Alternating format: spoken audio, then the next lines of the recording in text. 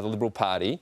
But on those primaries, I think that does make sense. If you think of Labor at 35.5%, they're going to pick up sort of 11, 12% and go to high 40s before you get that rest of that preference distribution. So they're the numbers that are coming in, and that sort of lead to Labor does make sense to me on that primary. So I think Croydon's tracking pretty well. Too close to call for now, given the amount of vote there, but Labor's looking good for a possible Liberal pickup. Tom Connell, thank you. Yep, that's a surprise. Maybe not a surprise for the Greens leader, but they've had a very good night. Let's go to Collingwood, and the Greens leader, Samantha Ratnam, joins me. Congratulations on a successful night for your party. How many seats do you believe you've picked up tonight? Well, we've retained our existing seats of Melbourne, Prahran and Brunswick. We've picked up the seat of Richmond after a stellar campaign by Gabrielle de Vetri. Northcote is still too close to call, but we're still very hopeful. And we've had really significant swings in places like Albert Park, Pascoe Vale, Preston and Footscray, and are on track to increase our representation in the upper house as well. And what's your assessment as to why the Greens have resonated at this election? Well, we saw this trend at the federal election. The vote for the major parties at a record low. Votes for parties like the Greens at record highs, as well as independents who care about climate change, inequality and integrity. And we're hearing from voters that they want parties to take on the issues that are really impacting their lives. They're worried about climate change. They want to tackle housing affordability. They want integrity brought back to politics. But they're seeing the major parties missing in action on those major issues, and that's why they're turning to parties like the Greens. So, Samantha Ratnam, what's your priority now? It looks like the Labor Party will have a majority in this parliament. How do you make yourself relevant? Well, we're in a stronger position now in the next parliament to push that next Labor government to go further and faster on the issues that matter to all Victorians: climate action, housing affordability, integrity and so much more. And our representation in both the lower and upper houses with increased numbers will make sure that we'll put bills on the table, we'll put ideas on the table, we'll launch parliamentary inquiries, we'll ask questions of ministers, and that's how we've been able to get so much progressive reform in Victoria, because the Greens have been in Parliament for a long time in Victorian Parliament, and we have always pushed governments to go further and faster and get more significant reform because of our presence. Samantha Ratnam, thank you. Appreciate it. Let's get back to our panel. And Andrew Clennell, our waiting game continues, doesn't it, for the opposition leader? Well, Matthew Guy, if you're watching, can you go and make your speech, please? That's what I'd say. Put Victorians out of their misery. Yeah. Crozier and McGowan are both say they can't reach Guy. He's not answering his own phone. Sorry, who's saying that? Who's saying that? Crozier and McGowan on other channels are saying they're trying to call him and can't get him to pick up. Yeah, well, defeat's a hard thing. Give him a call. This is becoming a farce. This is ridiculous. Defeat's a hard thing, but you just have to take the... This is Malcolm Turnbull-esque when he wouldn't come out. Yeah, I know, but just... And John Howard had to call him. I know it all suits suits us to go home, but, you know, I have a bit of sympathy for the leader. It just... It's not easy. It's not easy. And, you know, you might be rallying your family to come out there. You might want to ring colleagues that have lost seats. There's a lot that goes on behind closed doors. And I think, you know, yes, it's 10:30 and 10:45 and we've all been here since 5 o'clock. I'd love to go home too. But I'd say the same thing if this was Daniel Andrews as well. Yeah. Well, and the second time as well. Second time. It's obviously bitterly disappointing. Yep.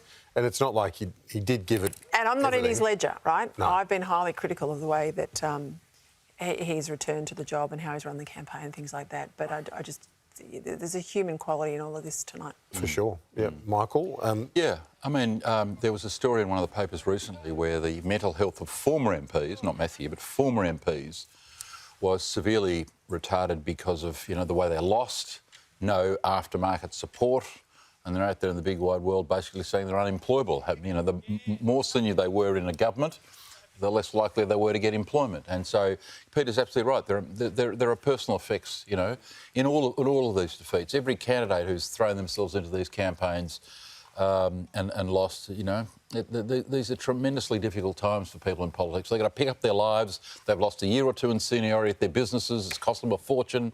You know, I have the greatest sympathy for MPs that have lost their seats, Liberal, Labor, whatever, because they all put in a tremendous effort. You know, there's very few lazy candidates around in politics these days because the political parties make sure they work their backsides off. It's certainly the case on our side. I know it'd be the case on your side too. So if he takes a moment to reflect well, you know, with his wife and kids and family, and as you say, he's probably ringing some colleagues who have lost seats. I mean, these are very difficult times. So if we have to wait a bit longer, you know, big deal. You know, 4 years ago, I was sitting next to John Pursuto when he lost his seat on television, live on television, which was agonising for him. In fact, I'm now thinking I should never go on television and do an election commentary again because we don't seem to win every time I do. But that said, I did just get some numbers through from Hawthorn. We still have around 10,000 or so votes to count there, about 7,000 postal, maybe 1.5 in the early voting and maybe 1,000 to 2,000 in absentee votes. At the moment, John is around 500 votes down. But that doesn't... It is close. It is close.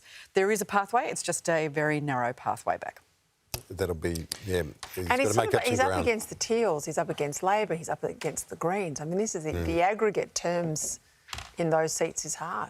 Can I tell you, it's a very lonely life being in the Liberal Party and working your electorate, working on a booth, whatever it might be. You do feel like the odds are stacked against you. And I was listening to you before, Stephen, when you were saying that, you know, you've got to get to that magical 40%. Well, that extra 5% that we've got to get is really hard, really hard.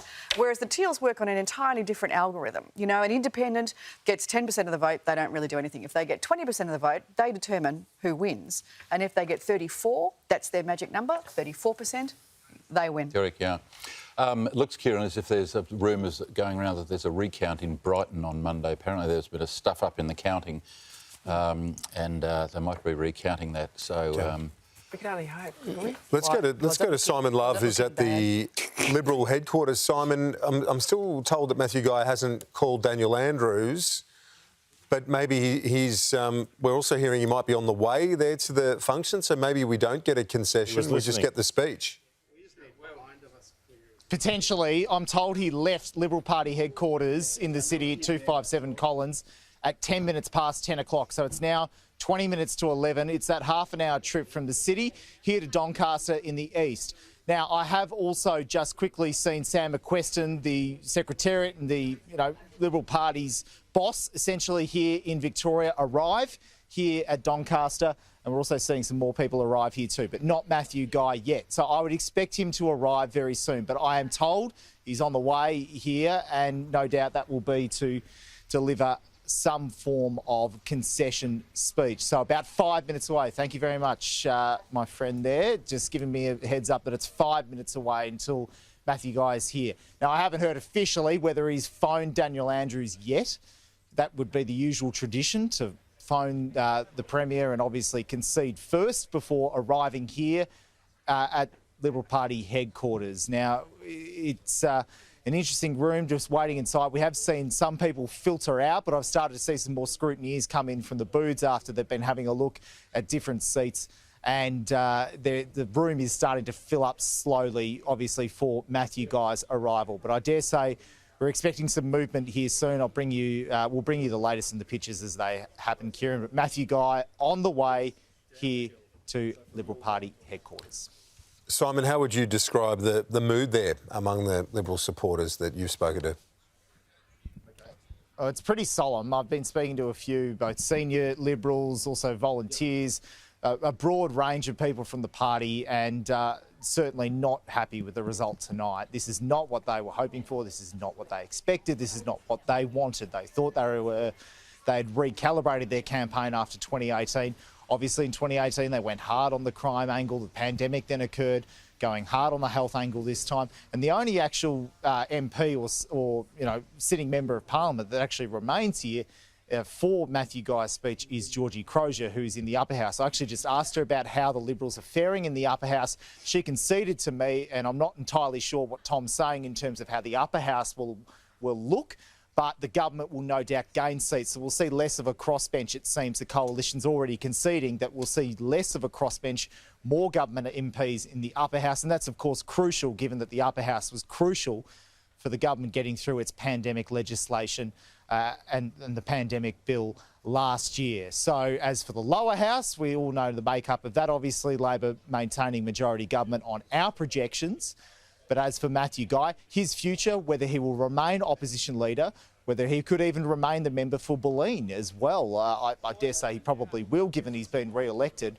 But this, these are all questions that no doubt this speech from Matthew Guy will potentially answer sometime soon here at the Doncaster Bowls Club. As I just look to my left just to see what sort of car is coming down the driveway, it doesn't look like one that I think Matthew Guy would be in. So he would be jumping on the Eastern Freeway, or he'd be on the Eastern Freeway getting off at a Doncaster Road. He's got to head up the hill past his electorate office, past the corner of Doncaster Road and Williamson's Road where his electorate office is, and head up the hill here to the Doncaster Bowling Club, down the hill here, and arrive shortly.